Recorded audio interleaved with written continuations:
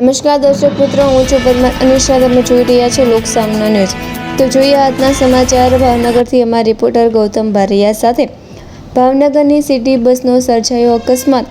Jashonath circle નજીક જઈ રહેલી સિટી બસ બે ટ્યુવ્હીલ સાથે અથડાઈ. પ્રધાનમંત્રી ઈ-સબ સેવા શરૂ થયા બાદ એક પછી એક અકસ્માત બનતા હોવાની ઘટના સામે આવી રહી છે. ત્યારે આજે જશોનાથ સર્કલ નજીક બસ ચાલકે બાઇક અને સ્કૂટરને ટક્કર મારી અડફેટે લીધા.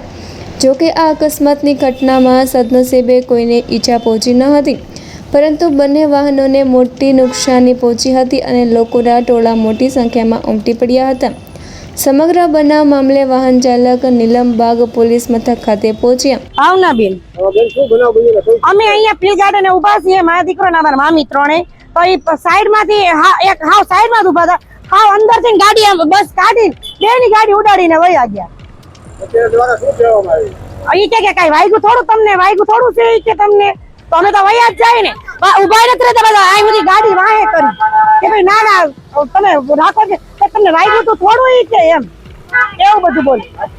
પછી ઉભી રાખી જાવ એને વયા જ ગયો તો ઉડાડીને. હા 112 બોલાવી અમને લઈને એમને લઈ ગયા છે 112 માં. અમતા એવી રીતે ડાકે છે બધા વિકટોસ વાળા. આ લોકો ઉપર તો ઓપ્શન લેવું જ જોવે. ગાડીમાં થોડુંક થયું છે નુકસાન. બે ગાડી પડી, જો મારી વાઈટે પડીને આય પડી, એટલે થોડાક મૂકી દેવી થાય અમે. તો ફરી મળીશું એક નવા સમાચાર સાથે. ત્યાં સુધી જોતા રહો લોકસામના ન્યૂઝ.